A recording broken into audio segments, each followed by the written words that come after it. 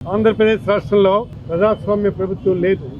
ఈరోజు ఎలాంటి డెసిషన్స్ తీసుకుందామన్నా, ఏ విధమైనటువంటి నిర్ణయాలు తీసుకుందామన్నా దానికి వక్రమార్గంగా చూపిస్తున్నారు. అంతేకాదు, ఇవాళ రాష్ట్రంలో ఎక్కడ చూసినా గృహదహనాలు, లాఠీ చార్జీ, లూటీలు ఇవన్నీ విపరీతంగా జరుగుతున్నాయి. దీనికి ప్రధానమైనటువంటి కారణం ఏంటో మీ అందరికీ తెలుసు. రెడ్ బుక్ రాజ్యాంగం అటు ఇది ఎలాంటి రెడ్ బుక్ రాజ్యాంగమో నాకైతే అర్థం కావటం లేదు. మీరైనా అర్థం చేసుకోవాలి. ఈ రాజ్యాంగం ఎక్కడ తీసుకెళ్తుందో తెలియదు. అసలు ప్రభుత్వం అంటే ఏమిటి? ఇవాళ ప్రభుత్వం మీరెంతో ఉద్ధరిస్తారని, మీరెంతో న్యాయం చేస్తారని ప్రభుత్వం మీ చేతికి ఇచ్చారు. అంటే అలాంటిది మీరు ఏం చేస్తున్నారు? ఇక్కడ పడితే అక్కడ, ఎవరిని పడితే అక్కడ మీ ఇష్టం వచ్చినట్టుగా, మీ ఇష్టానుసారంగా బిహేవ్ చేస్తారు. అందుకే నేను అడుగుతున్నాను, అంబటి రాంబాబు గారిని అరెస్ట్ చేశారు. ఏ కారణంతో అరెస్ట్ చేశారు? మీరు చెప్పాలి. మీరు చెప్పాల్సినటువంటి అవసరం ఉంది అంటున్నాను. ప్రజాస్వామ్యంలో మీరు చాలా ఉన్నతమైనటువంటి పాత్ర నిర్వహిస్తున్నారు. కాబట్టి మీరే చెప్పాలి ఇది ఎందుకు ఆయన అరెస్ట్ చేశారు. అలాగే మన జోగి రమేష్ని మీరు అరెస్ట్ చేసి విడుదల చేశారు. తర్వాత ఇళ్ల మీదకి పెట్రోల్ బాంబ్స్ ఇస్తారు, పెట్రోల్ బాంబ్స్ దాడి చేశారు. ఈ విధమైనటువంటి పరిస్థితుల్లో వాళ్ళ నాన్నగారు ఉన్నారు. చాలా ఏది ఆయన ఏమైనా అయితే దానికి బాధ్యత ఎవరు వహిస్తారు? ఈ గోండాల, రౌడీల, ఈ ప్రభుత్వమా? ఎవరు దీనికి బాధ్యత వహిస్తారు? ఇలాంటి పరిస్థితుల్లో ప్రభుత్వాలు ఉంటే చాలా మనుగడ కష్టం. అందుకే మేము చెప్తున్నాం, మీరేం చేయాలనుకున్నా, ఏం చెందాలనుకున్నా మీరు చాలా స్పష్టంగా ముందుకొచ్చి చెప్పండి. అంతేగాని ఈ విధమైనటువంటి నిర్ణయాలు చేయడం కరెక్ట్ కాదు. ఇవాళ రాంబాబుని చూడటానికి వెళ్ళాను. ఆయన హ్యాపీగా ఉండదు. ఆయన హ్యాపీగా ఉన్నారా? మీరు చెప్పాలి.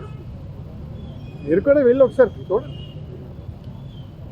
ఆయన సరదాగా జోక్స్ చేస్తారు, కానీ ఆ జోక్స్ వెనుకున్నటువంటి మనోవేదన మనం అర్థం చేసుకోవాలి కదా. ఈ విధమైనటువంటి పరిస్థితి పన్నెండు జరగలేదు.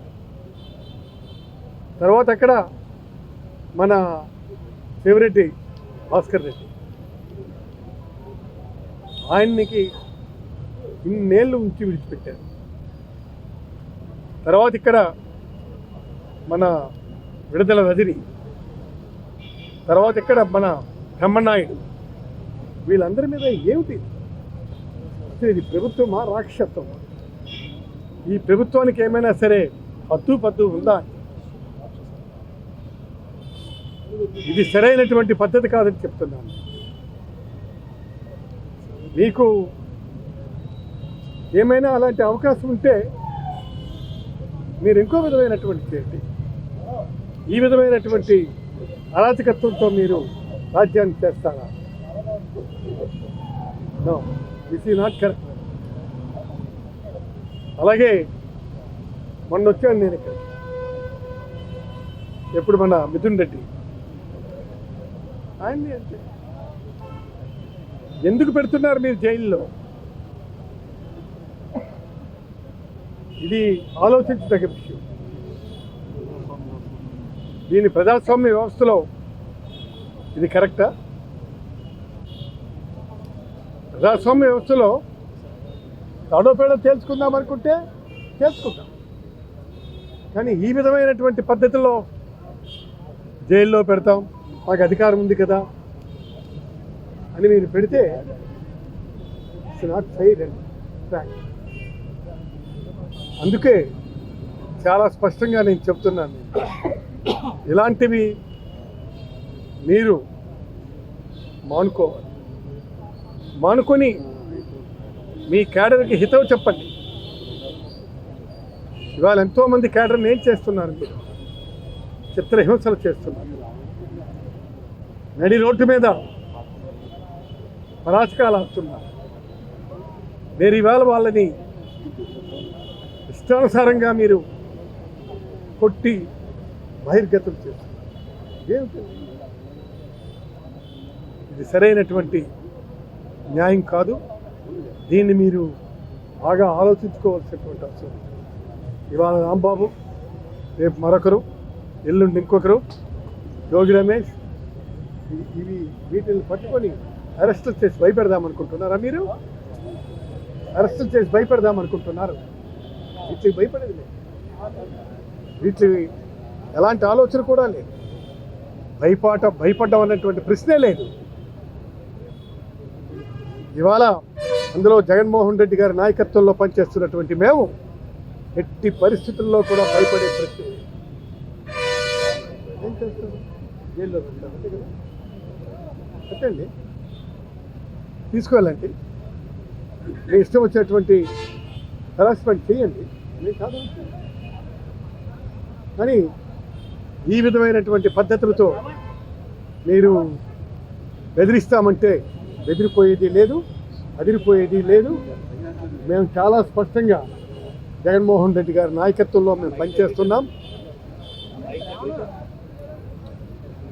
జగన్మోహన్ రెడ్డి గారి నాయకత్వంలో మేము పనిచేస్తున్నాం. ఆయన తీసుకున్నటువంటి నిర్ణయాలే మా శిరోధార్యం. అందుకే మేము చెప్తున్నాం, ఈ విధమైనటువంటి నిర్ణయాల వలన మేము ఎవరూ భయపడే ప్రశ్నే ఉండదు. కాబట్టి మీరు ఏ ఆలోచన చేస్తారో చేయండి. మీరు ఇంకా ఏ విధమైనటువంటి నిర్ణయాలు తీసుకుంటారో తీసుకోండి. సార్, జైల్లో ఉన్న నాయకుడికి సంబంధించి ఆరోగ్య పరిస్థితి ప్రధానంగా పరిగణలోకి తీసుకుంటారు. ఎవరైతే అంబటి రాంబాబు ఉన్నారో స్లీప్ ఎప్నియా మిషన్తోనే రోజు గడుస్తుంది. శ్వాసకు సంబంధించిన ప్రాబ్లం ఉంది. సో అదున్నా సరే కన్సిడర్ చేయకుండా పీటీ వారంతో వేధించే ప్రయత్నం చేస్తున్నారు ప్రతిరోజు. నిజం, వాటిని కన్సిడర్ చేయాల్సినటువంటి అవసరం ఉంది. జైలు అధికారులు మానవతా దృక్పథంతో ఉంటే అవన్నీ కన్సిడరేషన్లోనికి వస్తాయి. ఇవాళ మానవత్వమే లేకుండా ప్రభుత్వానికే మానవత్వం లేదు. ఈ రాష్ట్రాన్ని పాలిస్తున్నాం, ముఖ్యమంత్రికే మానవత్వం లేదు. అలాగే లోకేష్ బాబుకి మానవత్వం లేదు. అలాగే ఈయనున్నారు, పవన్ కళ్యాణ్ ఉన్నారు, మానవత్వం లేదు. మానవత్వం లేని వ్యక్తులకి ఏ విధంగా చెప్తాము? అది ఖచ్చితంగా వాళ్ళది ఇవ్వాల్సినటువంటి అవసరం ఉంది. ఆ ఫెసిలిటీ కల్పించాల్సినటువంటి అవసరం ఉంది. అలాంటి వాటిని కూడాను వాళ్ళు పరిగణలో తీసుకోకుండా ఈ విధమైనటువంటి వ్యవహారాలు చేస్తున్నారు. దీన్ని ఖచ్చితంగా పరిగణలో తీసుకోవాల్సినటువంటి అవసరం ఉందని చెప్తున్నారు. నిన్న అంబటి రాంబాబు గారు తగ్గేదే లేదంటున్నారు. నెక్స్ట్ ఏం చేయబోతున్నారు అంటారు? ఏంటి? అంబటి రాంబాబు గారు నిన్న తగ్గేదే లేదని సైగ చేస్తున్నారు. అది కూడా రేపు ఒక కేసు కింద పెట్టచ్చు. మాకు ఈయన తగ్గేదే లేదని ప్రావోకేట్ చేశాడు కాబట్టి దీన్ని మేము కేసు ఫైల్ చేస్తున్నాం. కాబట్టి దీన్ని మేము దేనికి భయపడేది లేదంటున్నాం కదా. వాళ్ళు ఇష్టమొచ్చింది చేసుకోమంటున్నాం కదా. చెయ్యని నేరానికి అరెస్ట్ చేస్తున్నారు కదా. చేయని నేరాన్ని అరెస్ట్ చేసినప్పుడు మీ ఇష్టం వచ్చింది చేసుకోండి. ఇంకెంతకు మించింది ఇంకేముంది?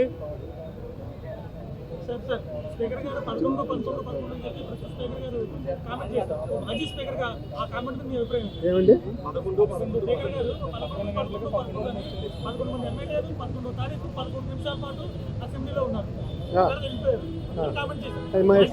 మా ఇష్టం వచ్చినంతసేపు ఉంటారండి వాళ్ళు. అది ఆయన ఇష్టం. ఆయన ఇష్టం వచ్చినంతసేపు ఉంటాడు లేదా ఇంకా ఎక్కువ కాలం వింటాడు లేదా ఇంకే నిర్ణయం తీసుకుంటాడో ఏమో. కాదు, స్పీకర్ హోదాలు ఉంటే అలా నేను చెప్తాను వినండి. ప్రతిపక్షాన్ని గుర్తించలేకపోతే ప్రభుత్వం కళ్ళు మూసి కూర్చుందా? పాలకపక్షం ఈనాడు ప్రతిపక్షాన్ని గుర్తించాల్సినటువంటి అవసరం ఉంది. అది మానేసి ఇది 11 అది 11 అది 11 ఇవన్నీ ఏమిటండి? ఇవి అవి అన్ని కలిపితే 111. This is not fair.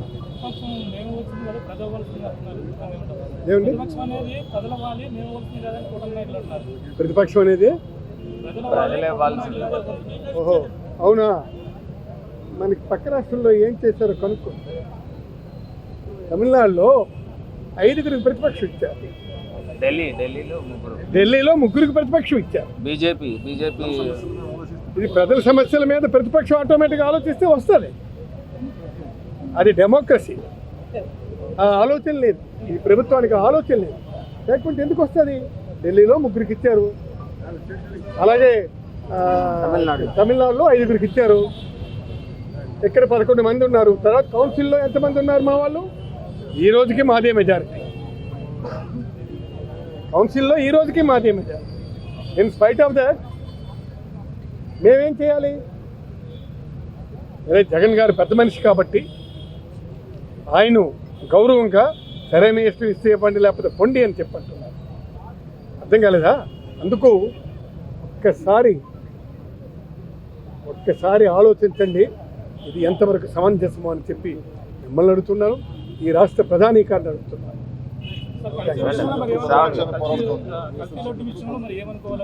అన్ని క్వశ్చన్లు శ్రావణ్ గారు కూడా కల్తీ విషయంలో ఈవేళ వాళ్ళు అది ఆఫ్ చేయాలి.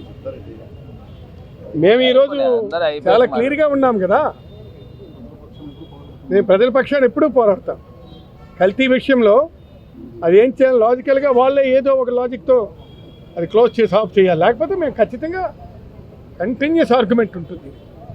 ఇది జగన్ గారు కానీ ఆయన ఫాలోవర్స్గా మేము కానీ దీన్ని విడిచిపెట్టే ప్రశ్నే లేదని